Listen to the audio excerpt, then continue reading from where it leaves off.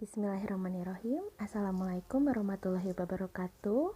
Hai sahabat pembelajar, apa kabar? Tentunya tetap semangat dan terus belajar. Kali ini saya Regil Putri Febriani akan menjelaskan tema kurikulum dasar kedua, yaitu tentang individual system, kemudian variation skill, kemudian dan yang terakhir psikologi pendidikan. Pertama-tama saya akan menjelaskan tentang individual system. Yang pertama, apa pengertian individual system? Pengertian dari individual system yaitu proses belajar yang berpusat pada anak sebagai subjek belajar. Kemudian yang kedua, mengapa pendekatan yang dilakukan harus individual system?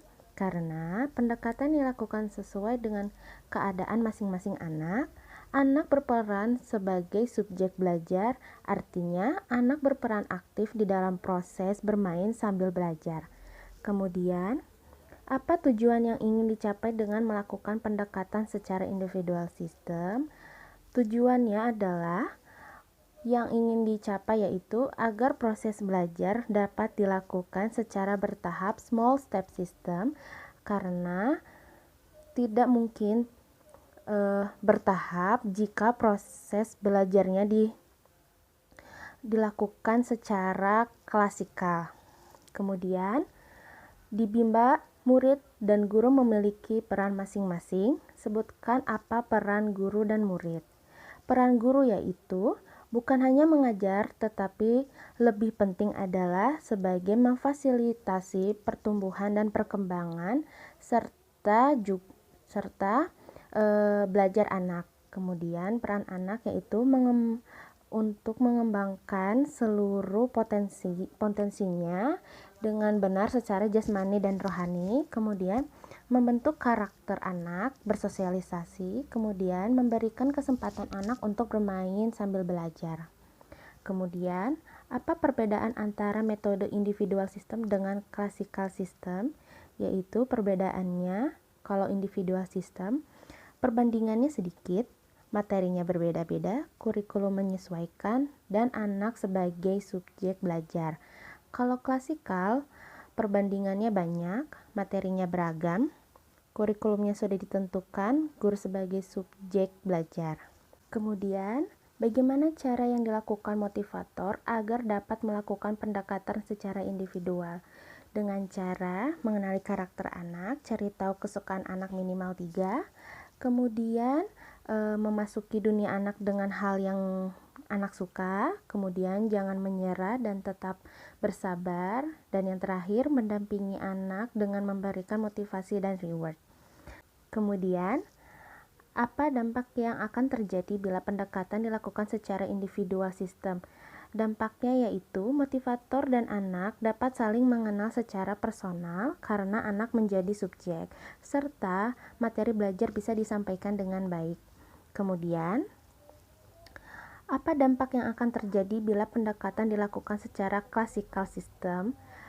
Dampaknya dari pendekatan classical system yaitu motivator tidak dapat memahami karakter dan kesukaan anak dalam satu waktu. Baik, selanjutnya saya akan menjelaskan mengenai metode variation skill. Yang pertama, apa pengertian variation skill?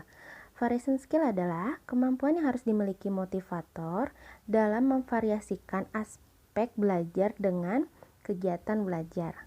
Kemudian yang kedua, mengapa kegiatan harus divariasikan? Karena agar anak tidak kehilangan konsentrasi serta teralihkan dan cepat bosan pada suatu kegiatan. Kemudian, apa tujuan yang ingin dicapai dengan memvariasikan kegiatan belajar? Tujuannya yaitu agar anak tidak merasa bosan, semakin tertarik, bersemangat, dan antusias dalam kegiatan bermain sambil belajar. Kemudian, sebutkan 3 aspek belajar. 3 aspek belajar yaitu kognitif, afektif, dan psikomotorik. Kemudian, kegiatan apa yang termasuk aspek kognitif? Yaitu membaca dan berhitung. Kemudian, Kegiatan apa yang termasuk aspek afektif, yaitu kegiatan berdialog, bercerita, dan bernyanyi. Kemudian, kegiatan apa yang termasuk aspek psikomotorik, yaitu mewarnai, menulis, dan menarik garis. Lalu, bagaimana cara motivator memvariasikan kegiatan belajar dengan aspek belajar? Caranya dengan memvariasikan aspek afektif, kognitif, dan psikomotorik. Namun, perlu menghindari kegiatan dalam satu aspek berturut-turut, kecuali anak menyukai kegiatan tersebut. Baik, selanjutnya saya akan menjelaskan mengenai teori dasar dalam psikologi pendidikan. Yang pertama, apa yang dimaksud dengan the law of effect, yaitu ketika kita melakukan sesuatu kegiatan yang menyenangkan, maka akibatnya akan diulang. Kemudian, apa yang dimaksud dengan the law of exercise, yaitu ketika suatu kegiatan yang harus diulang akan berdampak mampu. Kemudian, apa yang dimaksud dengan the law of readiness, yaitu ketika seseorang semakin mampu, maka semakin siap dan terampil, serta prosesnya pun akan semakin menyenangkan dan dampaknya akan menumbuhkan minat belajar yang menggelora atau minat kuadrat dalam diri tersebut. Sekian dari penjelasan saya. Maaf kalau ada salah-salah kata. Terima kasih. Wassalamualaikum warahmatullahi wabarakatuh.